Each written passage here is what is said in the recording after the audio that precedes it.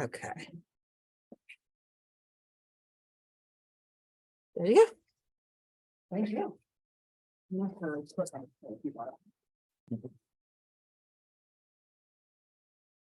Hello everyone, my name is Manoj Thapa, and today the topic for my Capstone project is the cost reduction strategies in SCM related to the imports and exports.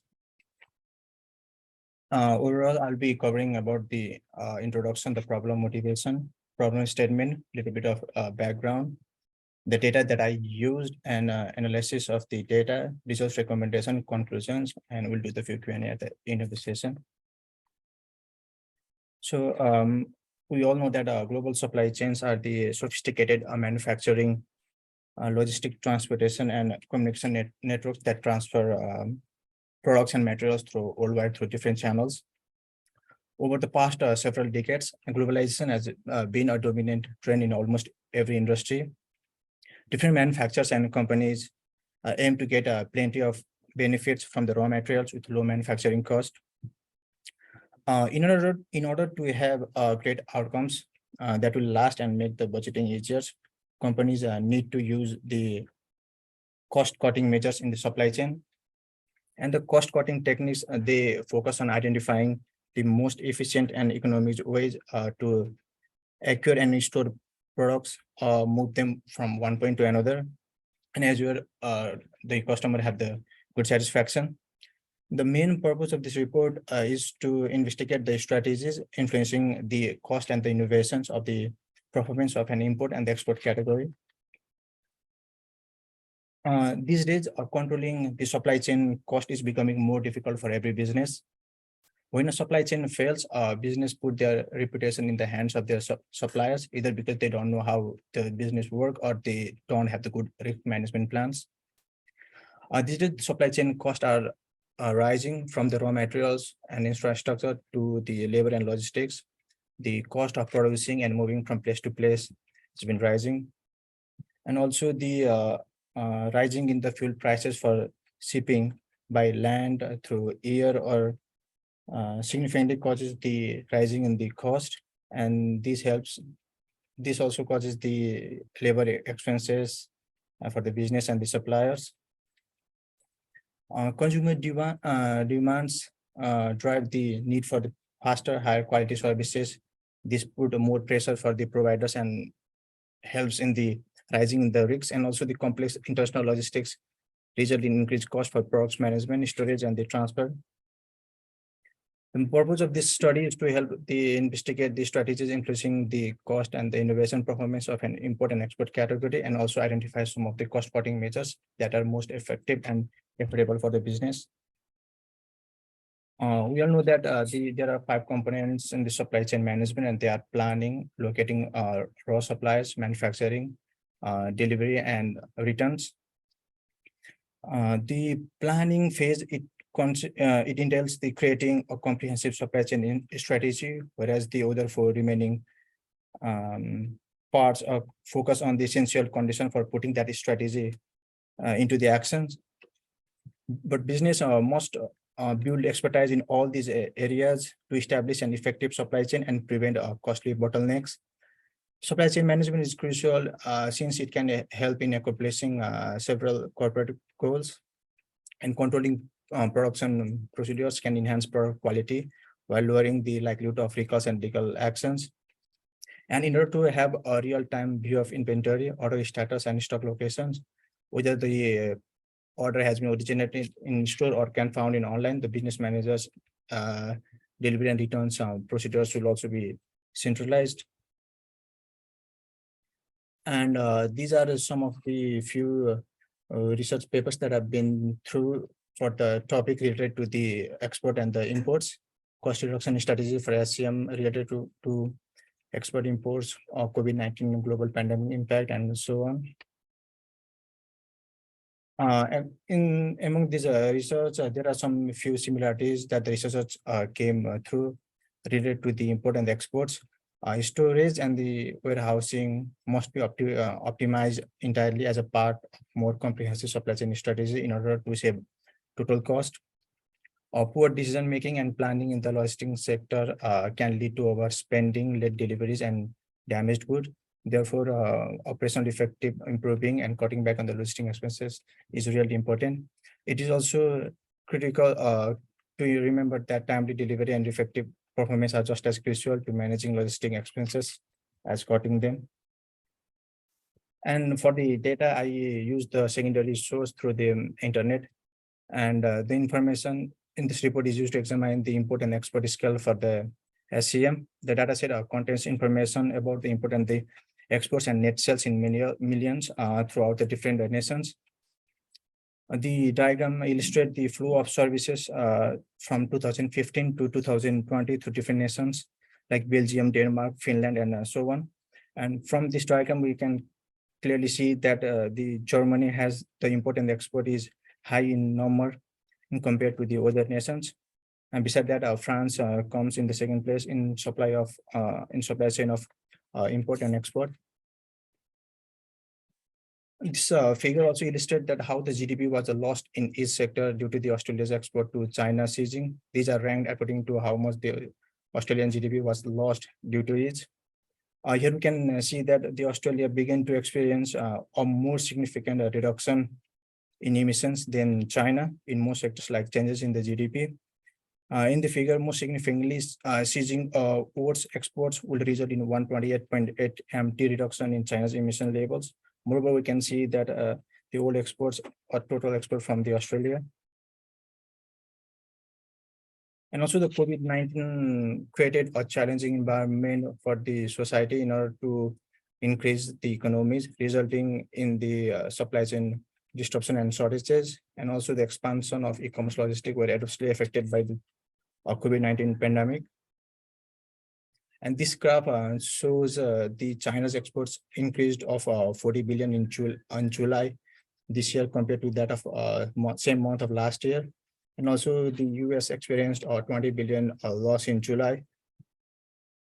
This practice also demonstrates that the US export declining trend in May was significant compared to China trade downturn in February by 50 billion. And by analyzing of the data from 2015 to 2020, it says that the Germany has won the battle of sales and retails against the other nations. But we can see a little bit of a downfall in 2019 because of the pandemic. In analyzing other nations beside from Germany and France, Australia has become the third in supply chain of goods and services. And also we can see a little bit downfall in them in 2019 also because of the pandemic. And from this, we can also see that Australia has high number of sales in unit and transaction. And the above analysis is done to evaluate which currency or unit is mostly used. From here, we can assume that the Australia is topmost with the euro unit as compared to the others. And this is the figure of the import and exports of the business size. This figure illustrates shows that how various size business contribute to the imports. And in the both import and the export case, Germany shows the higher sales in terms of import and export. And from the results that have come through is motivating the business people to lower the risk associated with SCM import and export is important. In comparison to purchasing from private sources like food or any other industry-related materials, such avenues offer the advantage of a lower input cost per unit because of economies of scale. There are different kind of supply chain internal efficiencies that are leading emphasis to a lean supply chain, which strives to cut cost while boosting profitability and the flexibility. In addition, supply chain management has drawn much attention from the academics and business professionals. Cost reduction achieves its intended results. And it is also a method for the business to reduce expenses and increase their bottom line.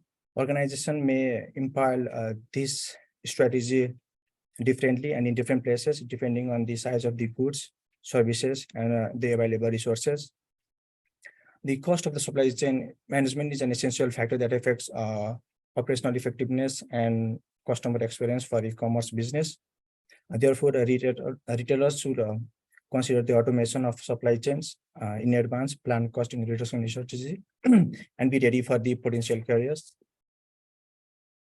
And with the help of these mentioned tactics, business can combat high operating costs that do not increase the profits or company's value. Businesses that effectively implement their strategies can significantly boost their revenues. And cost reduction is a top priority in the supply chain. So implementing good and useful strategies must and should be followed by every company. And to conclude, supply chain strategy lowers unnecessary supply chain management expenses and their adverse effect on business, including all aspects of procurement, holding, packing, and delivery. Enhanced IT system and automation can also help to lower the supply chain management cost associated with data processing and operational cost. The right cost cutting tactics helps business remain competitive in a sector. SCM, however, has numerous definition literature, and also the business can make the most of the workforce and capital by streamlining operational efficiency. And these are the three main focuses areas like cost, flow, customer service, and inventory. And the traditional goal of the SCM is to meet the fixed and predominant demand while minimizing overall supply chain cost. And these are the references that I used in order to do my report and my PowerPoint presentation. Any questions? Any questions?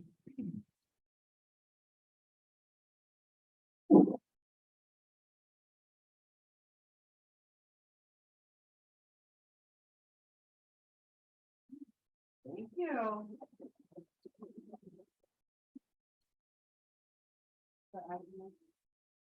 Yeah, I kind of put around. Okay, got it. Did you? All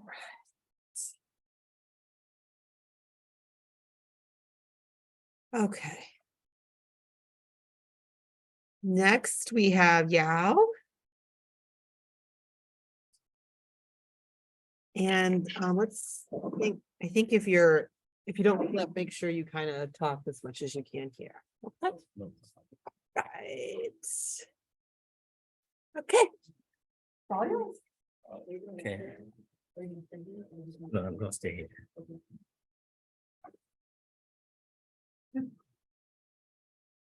Hi, everyone.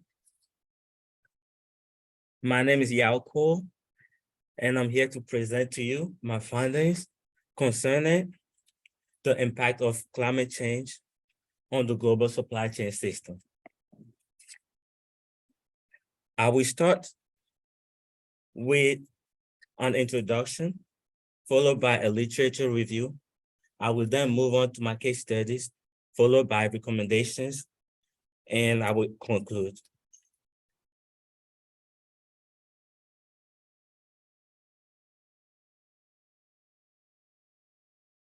Climate change, disastrous impact around the world have demonstrated that it is a big issue and requires careful attention. This presentation will illustrate the effect of climate change and events on the global supply chain system, and also raise awareness to the global warming issue. The areas of climate change that are impacted by the areas of supply chain that are impacted by climate change are supply security, logistics and distribution, changing demands of products, and also the distribution of customers, the disruption of customers, and also the workforce.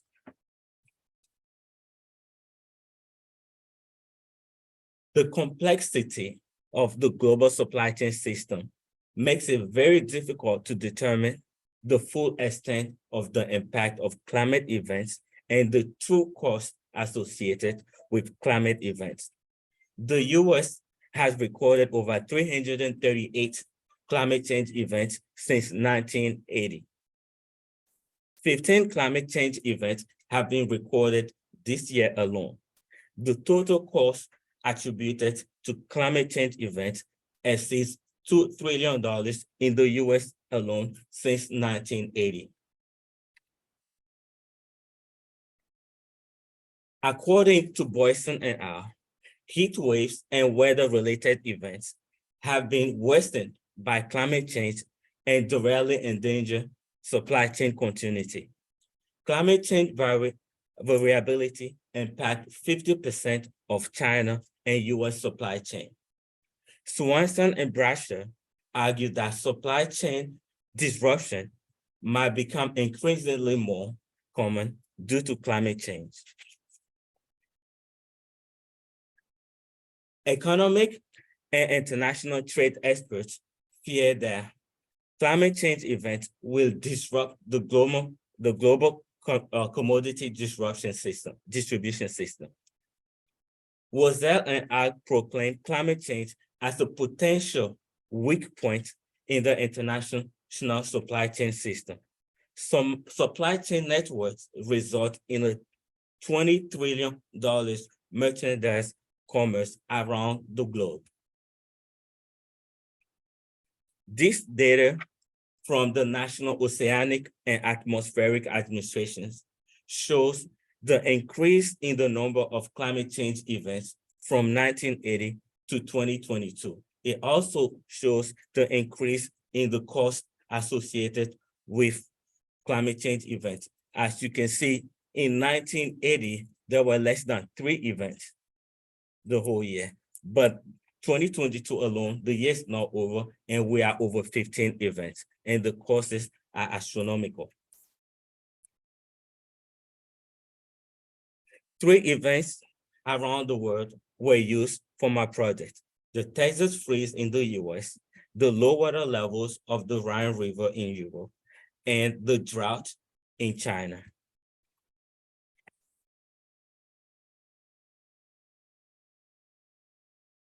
In 2021, a winter storm crippled the supply chain system in Texas because of power outages and freezing weather conditions. The areas impacted are logistic distribution, warehouse management, and sources. This storm alone cost the Texas economy about $130 billion. To mitigate this, the power grid needs to be restructured to be more resistant to weather storms. The roads and railways also needs to be redesigned to match up with the extreme weather conditions.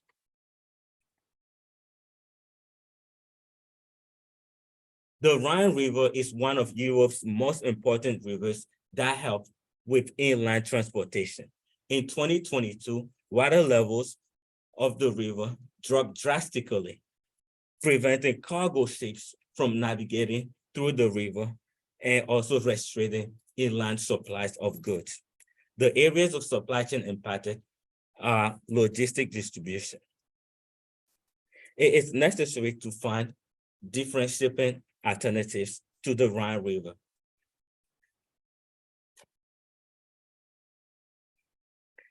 A severe drought in China in 2022 had a severe impact on the power that dams can produce, leading to energy crisis. The area of supply chain affected by this event are procurement, warehouse management, and logistic distribution. To mitigate this effect, alternative sources of energy needs to be found and also alternative shipping methods. When it comes to business continuity planning, there isn't a standard. We need to remember that it's all about planning for things, but sometimes we just don't know what to plan for. And here I have a list of important things that every supply chain manager should include in their business continuity plan: emergency and crisis management protocols, stakeholder communication, disaster recovery and insurance, a substitute production site that can be put into operation quickly as early as 1 week or 2 weeks after the disaster. And also, it will be helpful to have a summary of previous events. This is a sample of events that have hit a company in the past 3 years that me and my advisor, Dr. Annette, helped me drafted. This will be helpful to include into a business continuity planning. In conclusion, global warming is a serious threat to the global supply chain system and directly affect the global economic system. We, the new generation of supply managers, need to come up with innovative approaches to the supply chain system in order to mitigate the effect of natural disasters in the future. Here are my references. And I would like to thank Dr. Annette for helping me throughout the whole semester. I would also like to thank the whole TU staff for helping me over the years. I remember just like yesterday when I was a freshman and Dr. Odo used to help me. I used to go to his office all the time to help me out. So I just want to be thankful to all the professors. Thank you. Questions, please? Yes. So, the case studies you chose, like Texas and the Rhine and, what made you choose those three versus other natural? So I wanted to a diverse number of cases, one in the US, since US is the biggest economy in the world, Right. and China, that's the second economy, and I can't leave Europe. I have to, do something about Europe. Okay, so I mean, it was just sort of, I you just just wanted like world representation, because I mean, tons of things have happened in the US. right? Yes. Yeah, so I was just wondering why. the Texas freeze, because I think last year it was in the news and I was Yeah. watching the news. So basically that grabbed my attention. So I was like, okay, I need to talk about that. Okay. So it wasn't like anything particular that made me gravitate to that. Okay, yeah, I was just curious because, some of the impacts that were rather unexpected, right? Yeah. Hurricanes, we expect a certain type of impact, and then this one kind of snowballed. Yes, exactly. This one, what was unexpected. Yeah. Yeah. Other questions? Can you go back to the slide with Noah and perhaps on it? Yeah, could you explain what the green bar was? Okay, the green bar, those are, I think, water events that have to do with water damages around the US. That's what it is. And the yellow one is fire events. That's what they have. But the thing is, when I was taking the picture, if you look at both, okay, see wildfire on top over there with let me see, the orange, and then the purple, the winter storms. They have a list of them over on top that you can see. Yeah. Early in the slide, you said there was 15 climate change events in 2022. Yes. That says natural disaster. I was gonna ask if that just meant natural. Okay. Yes, sir. You ever think, or you ever come across your mind to incorporate man-made disasters? If there's the Chernobyl nuclear disaster or. No, it didn't, because I wanted to talk about something that's related to global warming. Not something that's man-made or caused by humans. Yes, sir. I think it's a very good study.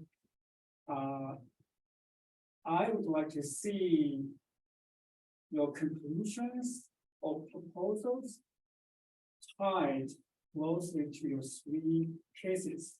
Okay. Usually, ideally, you synergize the findings from the 3 or 4, even 5 cases into a series proposal or conclusions. Okay. Thanks. Other questions? Okay, thank you. Thank you. Well,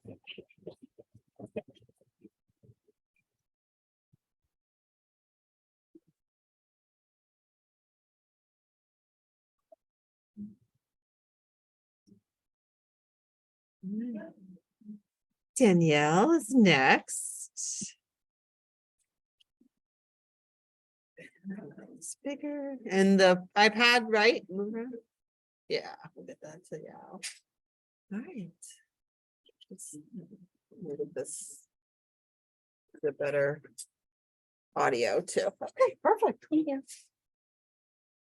Hi, my name is Danielle Ziegfeld, and I am doing my presentation on testing the accuracy of the P70 forecast report. Here are my table of contents. I will first go into a brief introduction, followed by a problem statement, followed by some research I did with my data, my analysis, my results, and then my conclusion. So when I was creating this project, I worked for a local manufacturing company. I did an internship with them in the summer of 2021, which was extended until my undergraduate graduation. Then I was hired on full-time as a demand analyst and soon promoted to a demand planner. So when I was working on the e-commerce account during this time, Amazon is naturally their biggest customer. And monthly, we would get 3 forecasts from them that would be their forecast for the next 26 months with a probability of 70, 80, and 90%. Over the few months I was working there, I noticed a lack of accuracy within the report. So I decided to specifically dive into the P70 report to see if I could validate my intuition. So there's a tool called Amazon Retail Analytics, ARA, which is available for vendors to use to understand and improve their operational performance. There are 2 options, ARA Basic and ARA Premium. ARA Basic is just a program that is automatically provided by Amazon to their vendors via Vendor Central. ARA Premium can be purchased by vendors, and it is an advanced version of the ARA Basics, which utilizes additional reports.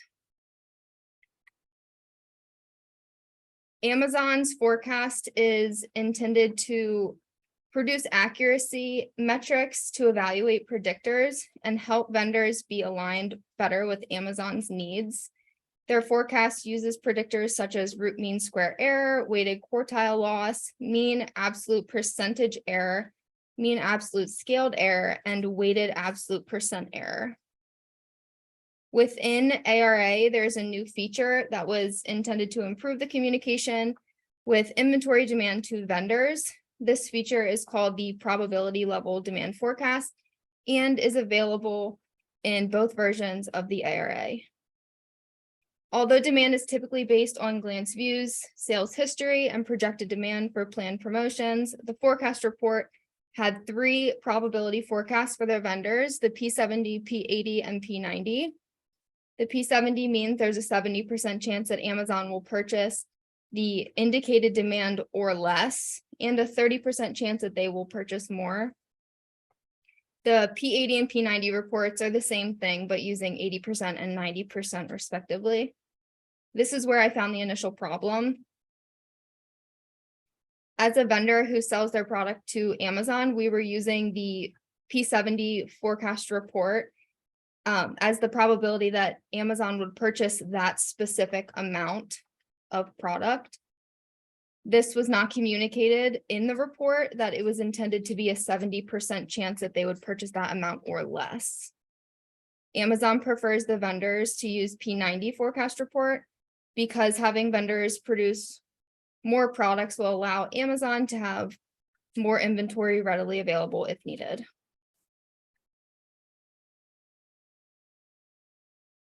There were 2 vital sources of data that I pieced together to be able to do the analysis for this project. One piece was the monthly P70 reports that I pulled out of Vendor Central. Vendor Central is a web interface used by Amazon that is an invite-only platform that businesses can use to sell directly to Amazon. Vendor Central is where I downloaded each month Amazon's forecasts in order to have enough data for this report. I pulled the data starting in November of 2021. And this allowed me time to create very complex formulas in Excel in order to manipulate the data so it was usable. Another vital piece of information was our POS reports. That way we could have actuals of what we sold to Amazon as each fiscal month closed. I was able to download our POS reports monthly as our fiscal months were finalized in order to compare those months to the forecast reports that I pulled out of Vendor Central. My first step was to start downloading the monthly POS reports into an Excel file. I created a file and a layout where each month I could copy and paste the forecast report, and that consisted of 133 columns wide and nearly 10,000 rows of SKU level data long. The first month I pulled was at the end of November of 2021. And this way like I said before, would have time to create these formulas in order to make the data usable. The next step that I had to take was I pulled data out of the Vendor Central, and this was very difficult because each time you pull data out of Vendor Central, it gives you week data with this current week starting at week 0. Next week would be considered week 1. The following week would be considered week 2. So this data is only helpful is if you know what week you're pulling the data and then tied it to a fiscal week. The next step that I took after pulling the data was adding a column into Excel where I could specify which date I pulled this data from. And there I added another table on a different tab where I used a VLOOKUP formula so I could connect the date the data was pulled to the fiscal week.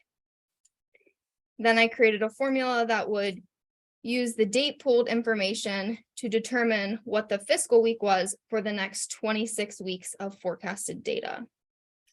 From there, I could sum the fiscal weeks into fiscal months, so then we could view it at a monthly basis in order to compare it to our actuals at the end of each month.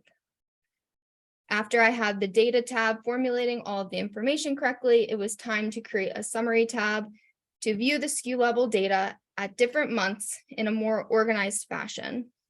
I created a pivot table from my data, and I wanted to view the data at SKU level with also having SBU as a filter so I could view it as at the SBU level as well.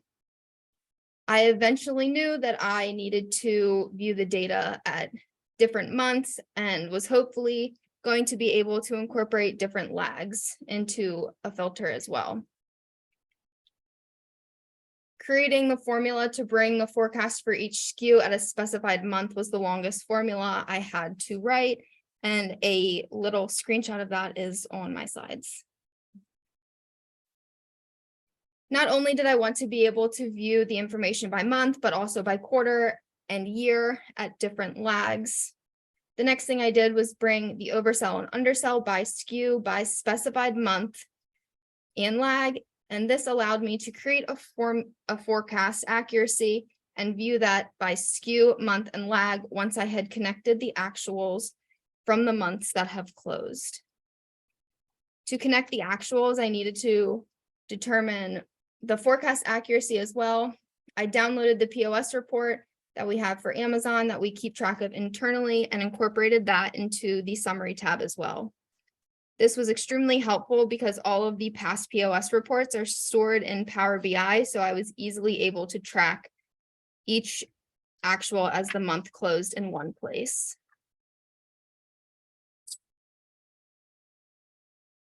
For the purposes of this project, I was focused specifically on the forecast accuracy at a lag 3. A lag 3 means that I will be looking at a specific month's forecast of what the forecast was for that month 3 months prior. For example, if I wanted to look at January of 2021's data at a lag 3, I will be looking at what the forecast was for January back in October. Because I started pulling together my information in November of 2021, the first month that I could view at a lag 3 was February of 2022. The first result that I was seeing off the bat was that Amazon's forecast was way overstated. Every month had a forecast that was much larger than the actuals. If we were going to use this forecast, we would be over forecasting by 47%, causing extra product to be stored in the distribution centers and creating less room for product that would actually be sold. This would cause a decrease in sales because of the lack of storage. Space is not the only problem. If we were to follow this forecast, we would have spent an additional $280 million in production to create these products that Amazon won't buy. Instead of using Amazon's P70 report, we should be using the statistical model created by JDA, which is our planning software. Amazon needs to do a better job at communicating with their vendors that the forecasts were guided to be a maximum point. So naturally, it is going to be drastically elevated. If we knew that this was the direction that Amazon was going with their forecasts, then we would not have used the P70 or P80 or P90 reports other than a maximum point. And here are my references. Are there any questions? So if you go back to the graphs, which is, okay, so when you have the forecast in white, right? Yes, Is that Amazon's P70, 80 or 90? P70, All right, and then your actual cell was the yellow under. correct. So if you, because you at the beginning of the presentation said Amazon recommends the P90 usage, right? So if you went with P90, your white line, or if you added blue or something, would be even higher. Correct. Okay. Yeah, so it, to me, Amazon's pushing all the risk back on their vendor. Correct. Yeah. And something that was not communicated with the company that I was working at the time was that it was meant to be a maximum point.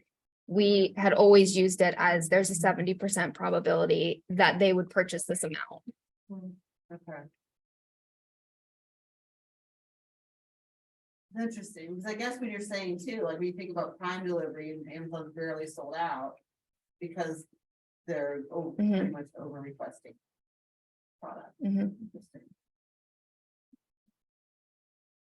AC?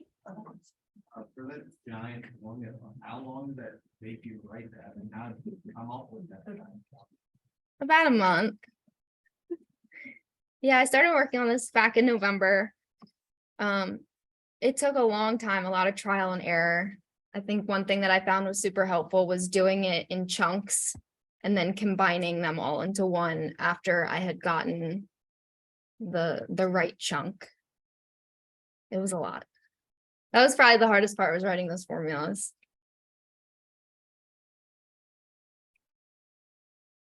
Other questions for Danielle?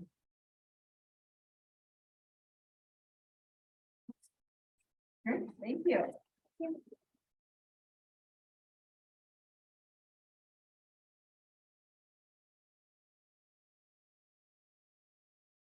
And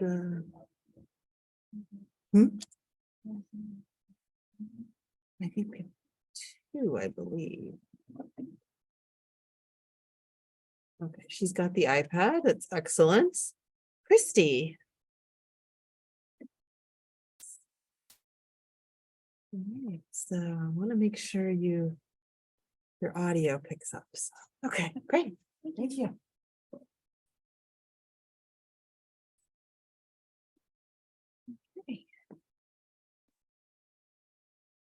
Good evening. My name is Christy Merritt, and today I will be discussing the vendor selection process we undertook in our efforts to implement a vendor managed inventory system.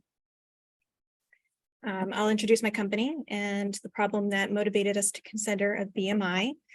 Then we'll do a brief literature review and background review. We'll take a look at some data, and then the model we use for our vendor selection process, as well as the results and recommendations based on those results. I work for a defense contractor in the aerospace industry. They're a multinational manufacturer with over 90,000 employees and $30 billion in annual revenue. They design and produce a wide variety of products, including weapons, lasers, drills, ground vehicles, aircraft, and spacecraft. They also provide services such as IT operations, systems design, training, and research and development. We'll be focusing on business unit Y, which has experienced tremendous growth in sales over this last year and has quickly become the most profitable unit in our division. This recent growth has highlighted some shortfalls in our current ERP.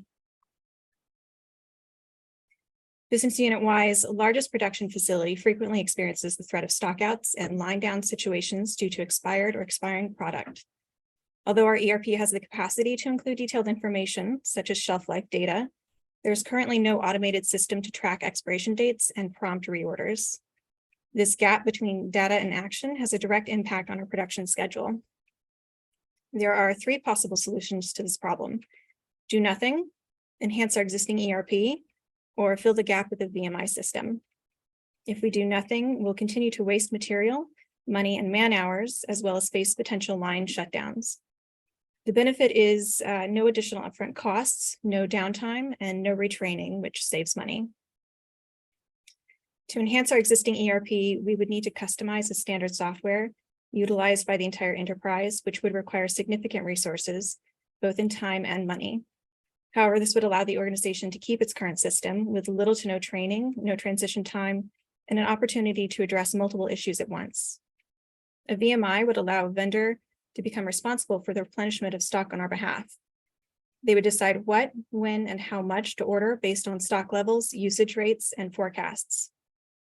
This type of system would reduce waste, bullwhip effects, inventory costs, and improve the service level. The drawback is that there's no price competition and a limited coverage of materials. It could potentially require additional equipment as well as training. VMI offers a low-cost, quick, and relatively easy to implement solution with minimal retraining and downtime. It will address the business unit's issue with short shelf life materials and fill in the gap of the existing ERP. VMI systems and their impact on supply chains have been the subject of study for nearly 20 years. It's been well established that VMI reduces lead times, operating costs, stockouts, bullwhip effects, and carrying costs, and can improve service levels. However, VMI becomes more difficult to implement in the context of perishable goods. It's imperative that there be real-time data transfer and transparency between the supplier and the buyer to ensure success. Otherwise, it will result in increased wastes and costs. One famous case worth mentioning is the partnership between Walmart and P&G. It began with disposable diapers and Walmart's realization that P&G would know more about stock levels, usage rates, and distribution than them. They began just by making recommendations on order quantities and eventually graduated to P&G handling the ordering on Walmart's behalf. Let's take a look at some data. Most of our expiring product falls into 3 categories or commodities. These are adhesives, chemicals, and coatings.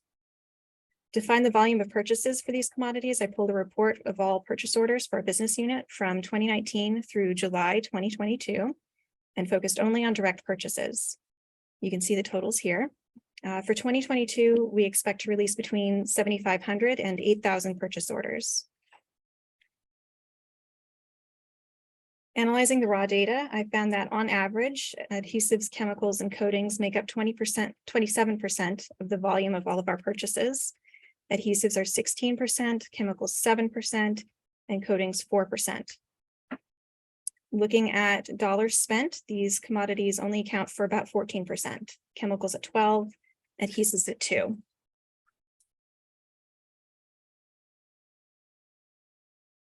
I also pulled a report to investigate waste costs to get an idea of how much money could be saved by using a VMI. Most vendors promise savings of 15 to 30% on waste and spoilage.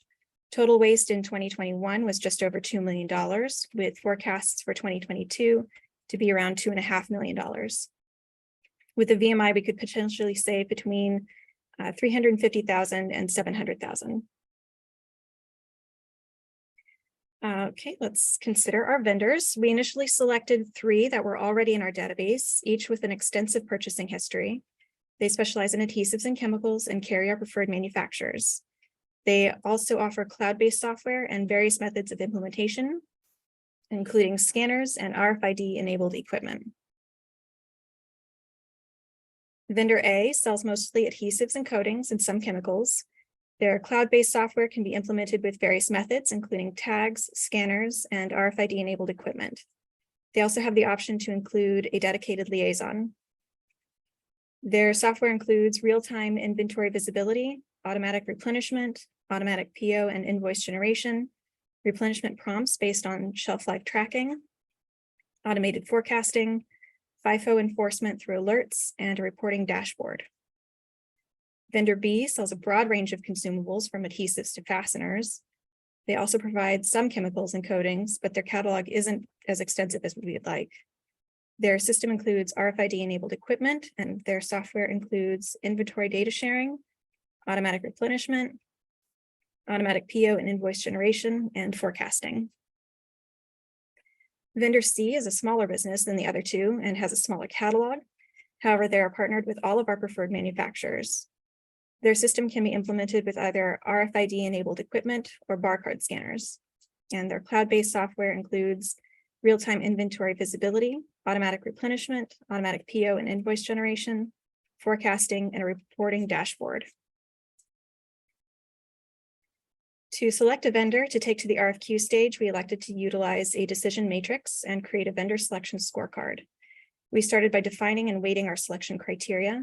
I'm only going to cover a couple here because there's a lot. The most important criteria was the vendor's ability to meet our PO requirements. This includes things like material specifications, labeling, certifications, sourcing requirements, things like that. We wouldn't be able to consider a vendor if they were unable to meet these basic requirements. Another key piece was the inventory data sharing. We decided that it needed to be in real time to ensure timely replenishments and a higher service level. The ability to plan ahead is also critical, so we included demand forecast data sharing. And then we also included the replenishment prompt to cover our initial issue of expiring product. Finally, we also wanted to ensure competitive pricing, so we included a long-term agreement pricing requirement. Next, we created a evaluator scorecard. This was a simplified table for each evaluator with instructions and a place to enter their scores. Evaluators were told to grade each vendor in each category using 1 through 5. 1 is poor or doesn't meet the requirement. 2 is fair. 3 is good or has the potential to meet the requirement. 4 is very good. 5 is excellent or fully meets the requirement. We felt that some criteria were ternary and that the vendor could either fully meet the requirement, potentially meet the requirement, or could not meet the requirement. Those were to be assigned a 5, 3, or 1. Those criteria were meeting PO requirements, inventory data sharing, replenishment prompt, automatic inventory replenishment, and seamless PO generation and invoicing. A little bit about the evaluators. Each person has been in supply chain for 10 years or more and works closely with these commodities. They're also very familiar with these vendors and were able to provide valuable insights into our working relationship with them. Once completed, the evaluators' scorecards were aggregated, where the weighted scores were calculated and totaled. The highest scoring vendor is highlighted in green. As a group, the evaluators were unanimous in their ranking, with vendor A scoring the highest, vendor B the lowest, and vendor C in the middle. Vendor A had the most robust and comprehensive system that included a replenishment prompt triggered by expiration dates, which was a direct response to our initial problem. They were also impressed by the additional features, such as the FIFO enforcement, dedicated liaison, and reporting dashboard. Vendor B got the lowest score because they lacked the replenishment prompt, had a poor forecasting feature, and there was some question as to their ability to consistently meet PO requirements. Vendor C was in the middle because it had a replenishment prompt that was only accessible through the reporting feature. The evaluators also had low confidence in their ability to successfully negotiate LTA pricing due to the size of the business. Based on these evaluations and the available information, I recommend moving forward with vendor A. They're partnered with our preferred manufacturers. They have a robust system with great bonus feature, including the dedicated liaison, reporting dashboard, and real-time inventory visibility. They also have multiple solutions for implementation, including tags, barcode scanners, and RFID-enabled equipment. Next steps include requesting an RFP from the vendor, scheduling site visits, working process maps, and negotiating LTA pricing. In conclusion, our recent growth highlighted an issue with our ERP and short shelf life materials. The best solution for now is to implement a VMI with vendor A, which directly addresses this issue. We'll be asking them for proposal for implementation. And here are my references. And I want to say thank you to Professor Goodyear, who is on Zoom right now, because he had some tremendous insights and suggestions.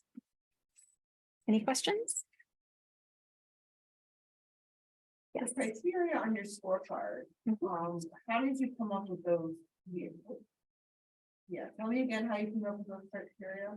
I brainstormed them and then referenced, or I talked to a couple of colleagues who gave their input as well. And those colleagues, were they the ones who ranked too, or are they different? One of them was, yes.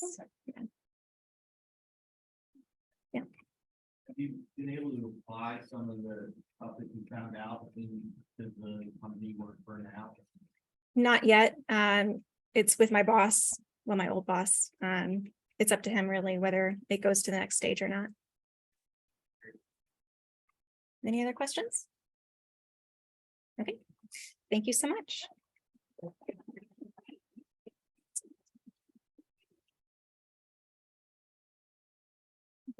So one more presentation this evening. And then we will go into the proposal workshop. So we'll do the presentation and then we'll talk a little bit more too. So Alejandro, it's you, right? Second of the night, right?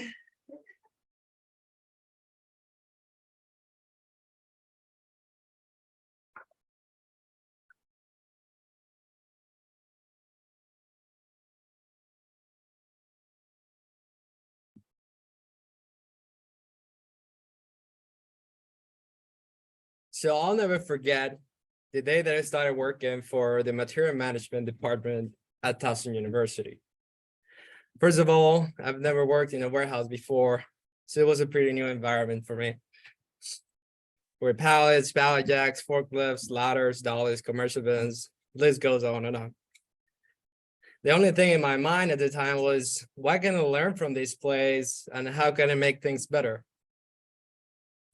One of my first roles in the material management department was as storekeeper, having tasks such as managing, supervising, receiving, storing packages, accounting for supplies, and shipping packages. In the loading dock is where the action gets started. Carriers such as UPS, DHL, FedEx deliver hundreds of packages a week that needs to be delivered on a specific department on campus.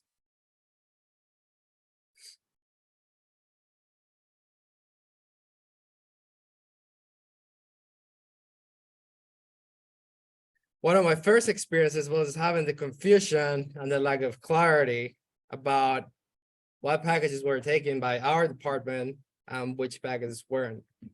We have different receiving stations on campus, many buildings with their own loading dock. At the time, I asked one of my colleagues, how do we know what packages to take and where to deliver? And he replied, you just know. My name is Alejandro Montenegro, and this is why I'm bringing you my project, Waste Reduction Through Accurate Deliveries. Deliveries on campus by the Material Management Department are the result of two logistics processes, external and internal. The external process is performed by the carrier selected by the vendor, and the internal process is performed by Towson University Central Receiving.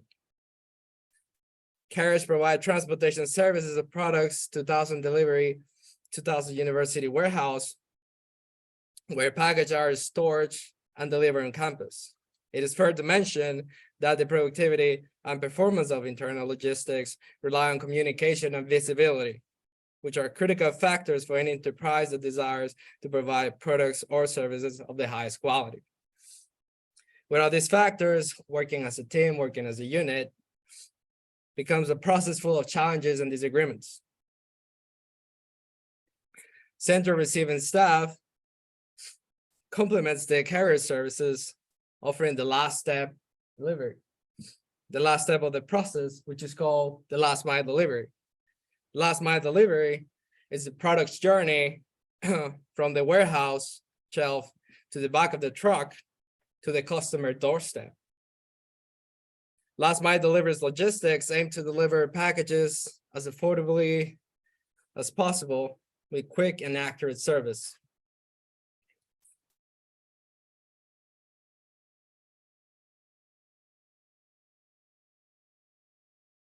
This delivery specializes in smaller packages, each with a unique destination. That is a massive difference from large scale deliveries, where volume and delivery address correlations reduce costs. But there's a problem with last mile deliveries.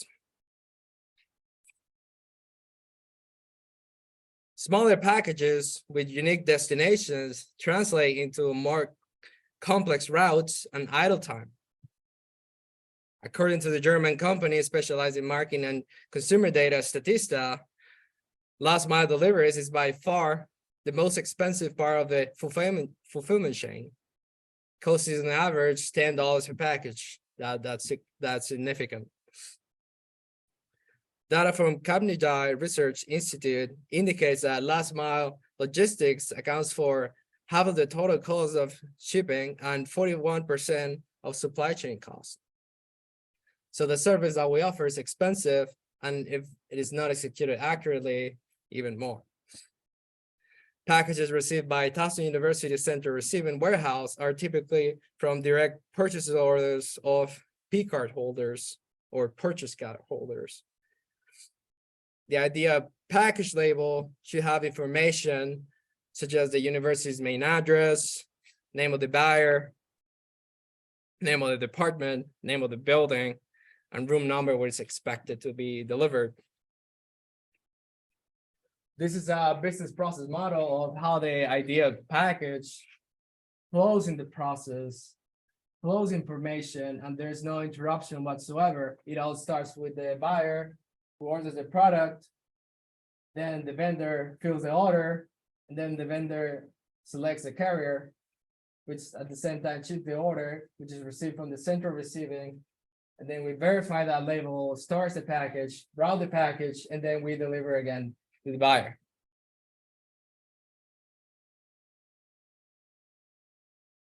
In contrast, a package with insufficient or wrong label information can be the catalyst of waste production in the internal logistics process. In Lean and Six Sigma, waste is commonly defined as any action or process that does not add any value to the customer.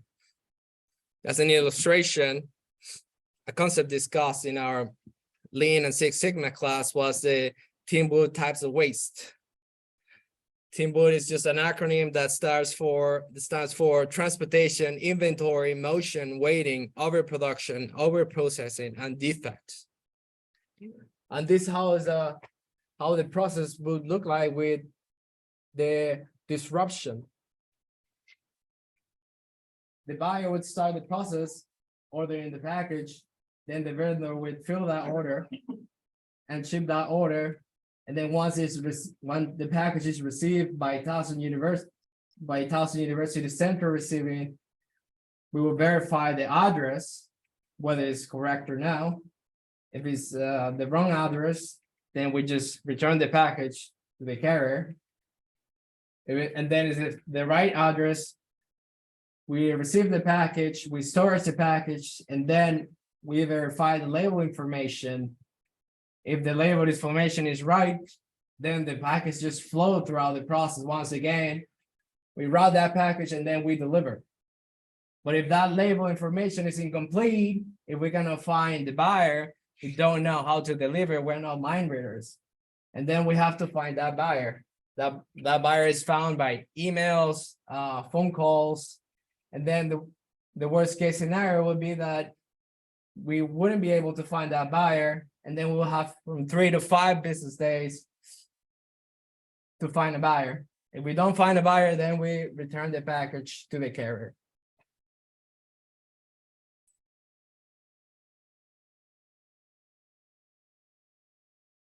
My research was based out of qualitative methods, but just to give you some insights about the volume of packages that we deal with at central receiving, I have this graphic. You can see that we deliver anywhere from 1,300 to 2,000 packages a month.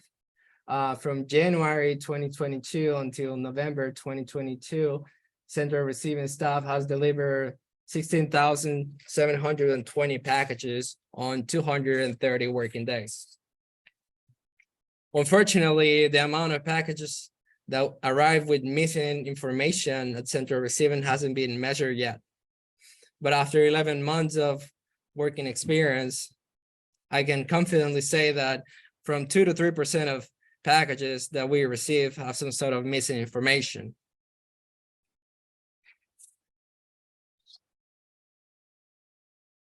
As I mentioned, my research was based off qualitative methods. So I decided to go to the source where it all begins to have some sort of root cause analysis, why this missing label information happens. I interviewed 5 different procurement card holders from 4 different buildings on campus. And then I found several anomalies that could potentially trigger the inaccuracy of label information in the delivery process. Among those, I can mention the lack of visibility and information flow throughout the process. This interrupts the information flow among people, processes, and systems. When employees work in different locations, devices, and departments, it can be difficult to keep everyone on the same page. The staff at central receiving, they don't know the number of packages being delivered to the warehouse at any given time. The second one that I found is unorganized procurement. I believe procurement must be flexible. I believe in satisfying needs rapidly, but there must be a balance between flexibility and efficiency. Just at the College of Liberal Arts, there are 14 P card holders. If the whole campus followed this trend, we could be talking about hundreds of P card holders. And then the last one will be the loss of information from vendor to carrier. Very few vendors provide their own delivery service. The majority of them work with carriers such as UPS, FedEx, DHL to complement their service. In the information flow from vendor to carrier, that information gets lost. It was mentioned in the interviews that regardless of how well they input the data about delivery information, the final label is still delivered with a very generic 8,000 euro address without any buyer or department names. Now, having this in mind, I have some recommendations for the staff at central receiving. The first one would be system integration. Business system integration is the process of combining information and data from across a company into a single accessible location. The goal of business system integration is to connect internal systems with the company data collection devices. Improved connectivity might help an organization to communicate clearly, efficiently, share information, and connect each department with one another. Second one would be to define a clear procurement strategy. A procurement strategy defines how purchasing decisions are made. It is an overarching term that encompasses various processes of procurement cycle. Within procurement, strategies outline budgets and actionable steps based on internal analysis and external observations. Procurement strategies help build better relationship with vendors, improve resources utilization, and leverage your purchasing power. And then the last one would be align vendors with the university guidelines. It is important to work closely with vendors who provide supplies at Towson University.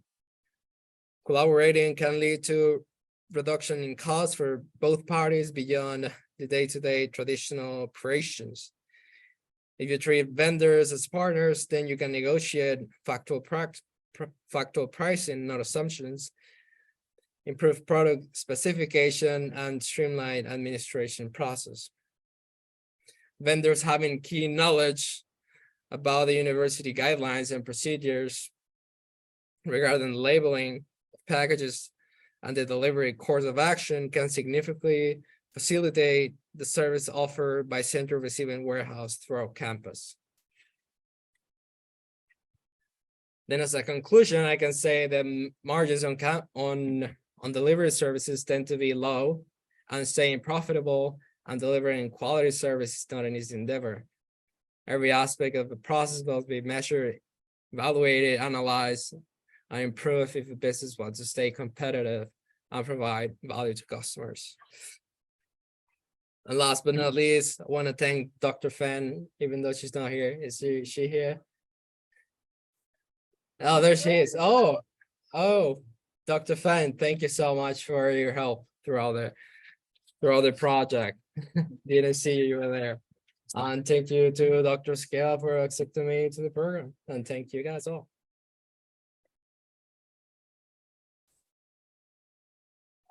So I have a question. So I did the math, the 16,200, that's like almost 71 packages per day on average. 72 packages, Okay. more or less, yes. Okay. How many do you send? You said if you can't find anybody after 3 to 5 days, they go back. Uh-huh. Is that a large proportion or? I mean, do you send a lot back to the carrier or is it here and there kind of thing? Yeah, it's maybe like 2%. Okay, I think you said that. Yes. Yeah, because I mean, when I order something, I watch it like a hawk. you know, Uh-huh. So, okay. Yeah, but there are people that order stuff and they just forget about it. And you try to call them, contact them, and Okay. they just don't even know what they order in the first place. All right. All right, well, that's very interesting. I didn't expect. And does that include like student dorm packages too? or is that- We don't deliver to students. So this It's is just for academic use. academics, yes. Fascinating. Good job. Another question.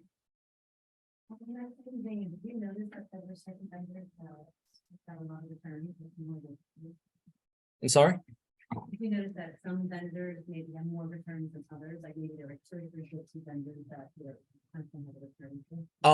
So I didn't find any sort of trend, to be honest. Just like outliers. Well, and I guess going along Beth's question, is there certain departments that you kept having issues with trying to not take their packages or get a hold of them or things like that? Oh, no, I Okay. didn't find any Just trends. scattered. Yes. Have and like an estimated cost to the university on the waste and have return on these packages? So that was out of my scope, but no, I do not. But it's an interesting point that could be added in my research. Yes. You guys have like a procurement system that you use, like to help. I work at procurement full time. Uh-huh. So, like our company is implemented Uh-huh. and so, it's helped. I mean, I don't think we're getting 16,000 packages for a marketing company. But like, you can like punch out like website and get a purchase order number, and just go to the purchase order and be like, oh hey, Cameron ordered something, it's Steven, if you're big at his office, you can highlight a purchase order number for the purchase. And I was just curious how it's something like university has or uses or. So the thing is, the P cards, they have a limit of $5,000. So if you order anything above that, then you will have to go to the centralized procurement process of the university, and then you will have a PO number. If you order something cheaper than that, then you don't have a PO number, and then it's just auto to track. Yeah, if we have like office depot punch out, so if you want to order like. Uh-huh. And not to complicate, but there's different kinds of money, like stateside money, grant money, you have private money, they're different. Right, but I think the different cards are used different ways too.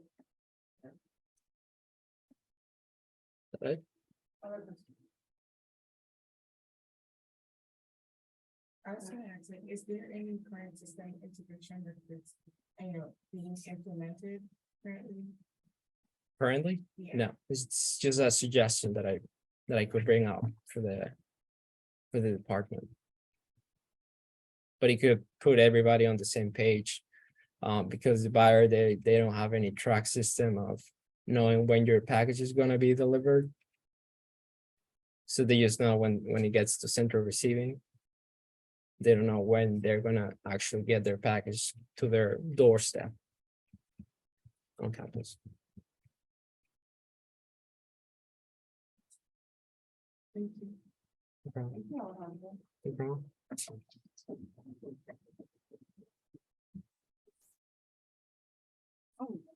So, few things. So I'm gonna this. Oops. So we get better. Yeah. Okay. Thank you all. Thanks to all of our presenters. If you presented tonight, please make sure you do utilize the exit survey before you go. So I'm gonna go ahead and put this up here real quick too. Presenters only, please. If you didn't have a chance to interact with the iPad, you can also use this QR code to take the survey. And again, it's about your experience in the program in general, and we do use that information as valuable feedback for us and to see where we can improve and also make sure the student experience is what we're looking for. Okay. All right. So, if you have not done so already, we would like to include short synopses of all the presentations tonight in our newsletter that goes out twice a year. So the next newsletter will go out in January. It goes out to our alumni, our industry partners, various contacts on campus. So if you have not done so already, quick summary of your project, maybe like a short abstract, if you will, a title, and you can also include your LinkedIn address, which might help you with your networking as well with our industry contacts. I know we put 1 to 2 paragraphs there, but abstracts can be as short as 125 words, long as 250. So, just give us that overall, what's my problem statement? What was my main finding? What can I do with it? Kind of thing in your presentation. Okay. Any questions from the presenters about that piece? I think Lauren might have contacted you already by email, perhaps, maybe. Yes, no. Okay, some people are saying yes. Okay. And I know she's looking for them with a deadline too, to kind of make sure we incorporate all that.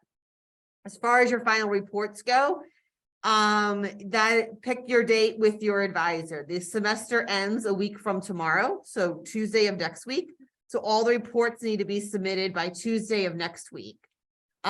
Your advisor handles your final grade. So your advisor will do the grading and post that grade onto PeopleSoft, onto your transcript. Please also forward your report to the supply chain program. We keep an archive of them as well, but I'm not grading them. I'm not involved in the grading process. It's between you and the advisor. We are just keeping an archive. Okay, any questions about that? All right, so we'll move on to our proposal workshop from here. So if you are enrolling in Capstone for spring, these are the intent forms that we've received, as well as the advisor match. So please stay if you're an advisor on this list or a student, otherwise you may go. There is food in the back. Do not go home hungry. And thank you so much and congratulations to all of our graduating students. So one more clap for our students. Right, thank you so much.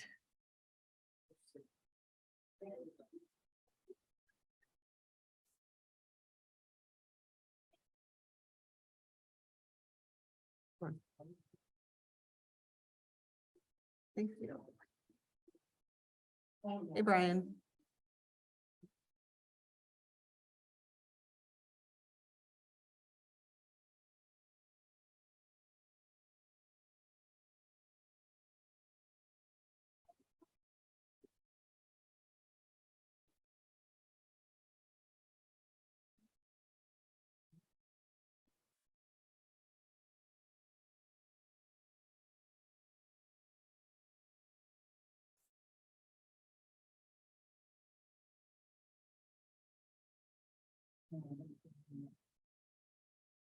Okay, so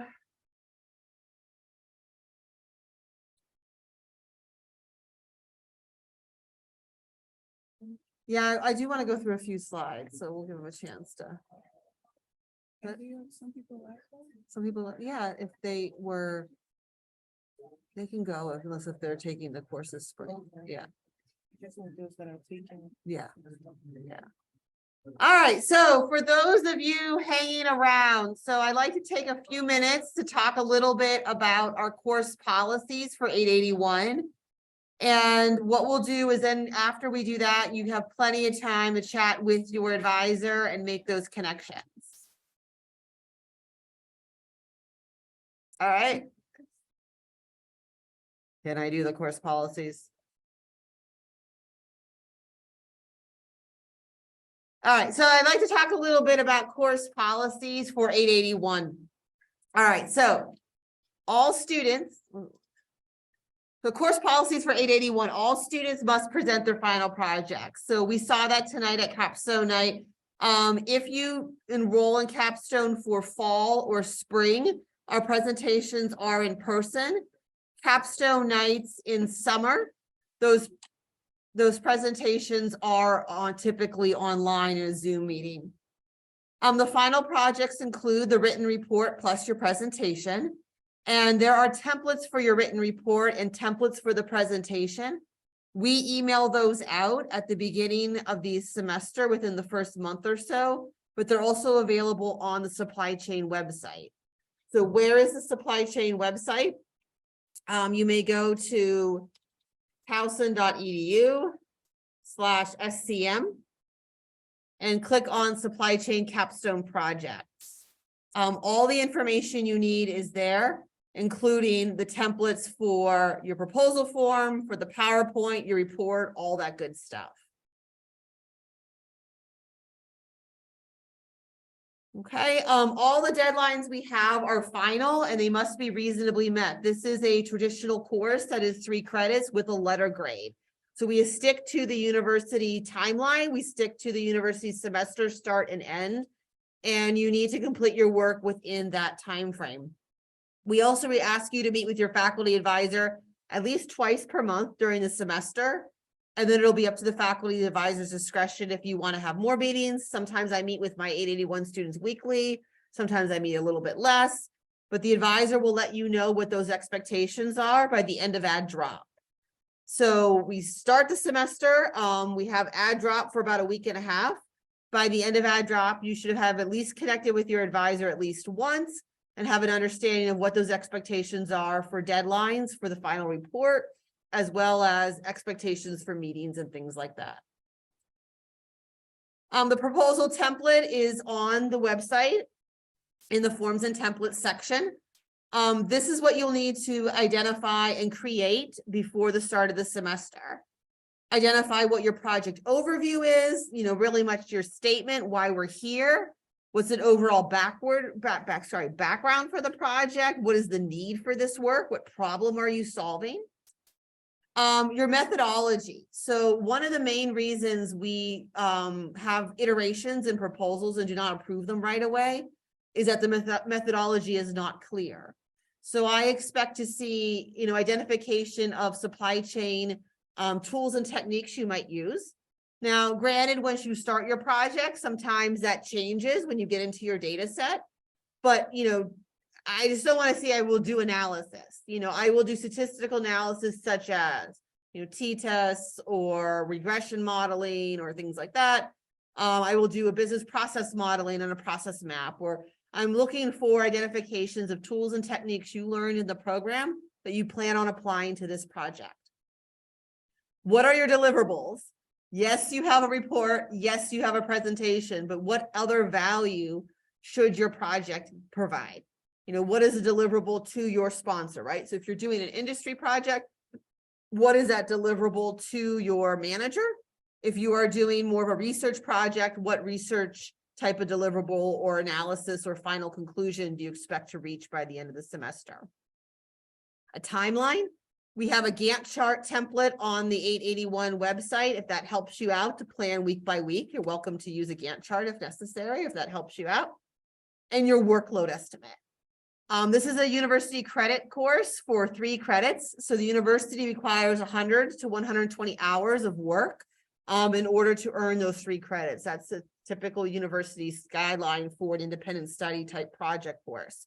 So you should identify a total estimated workload that you anticipate spending. This is helpful when you build out your Gantt chart as well, right? Some students do 10 hours a week and skip midterms and finals because they know they have other things going on then. Some students spread it out more to 6 per 8 per week, whatever you need, and you can plan that out at the beginning of the project. You will fill out your proposal. You will then work with your advisor to fill that out. Your advisor will approve it first. Once your advisor approves it, then you send it over to supply chain at towson.edu, and it comes to the program director. Currently, I am the program director, so I will review it and I will make sure that you've addressed each one of these sections. If something doesn't make sense to me, I send it back, and that's actually a good way to make sure you're on track, right? Because you're involved in the project, your advisors are all involved in the project, you know all the details, you're in the weeds.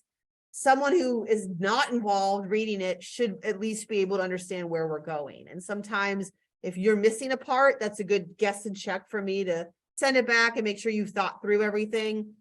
But again, a lot of times we send it back is because the methodology doesn't identify what supply chain techniques you plan on using. Or your deliverable just says report and project. So I would like you to have some understanding of where you anticipate going. 15 weeks go fast sometimes. I mean, I don't know, the end of the semester seems like forever, but it does move fast when you're doing a project base. So it is good to think through these things ahead of time and be as organized as possible when we get started.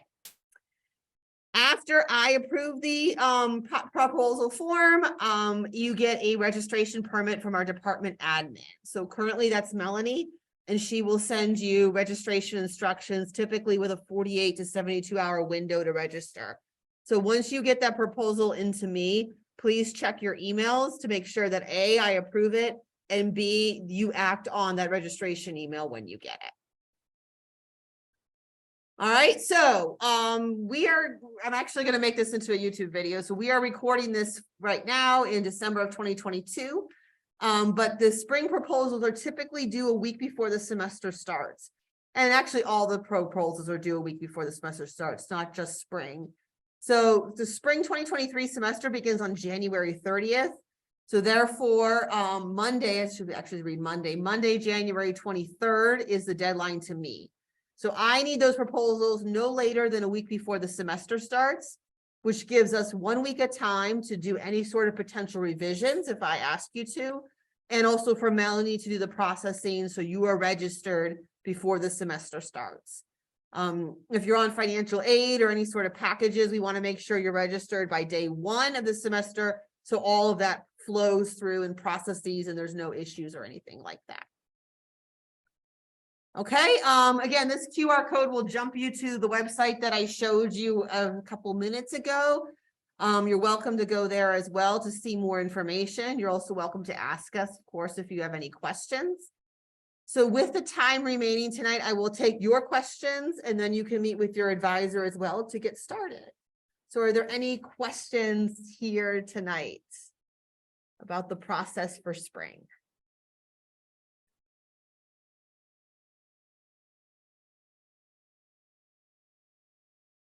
Okay. All right. If you have questions down the road, supply chain at towson.edu is your friend. We will get those answered for you. And I will go back to the screen with all the matches. And I believe everybody